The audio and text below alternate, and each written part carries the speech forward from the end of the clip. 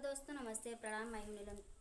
Hello दोस्तों नमस्ते प्रणाम, ये है शीला तिवारी। इनके यूट्यूब चैनल पर आप सभी लोग का स्वागत करती हैं।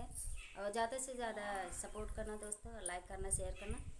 और इनके चैनल का नाम है लड्डू गोपाल। लड्डू गोपाल है और ज़्यादा से ज़्यादा सपोर्ट करना दोस्तों। तो एक बहुत अच्छा सा चुटकुला धमाकेदार गीत सुनाने जा रही हैं, आप नाच गीत है दोस्तों। ज़्यादा से ज़्यादा सपोर्ट करना, देखना, देखने के बाद कमेंट बताना दोस्तों। हमारी अंगूठी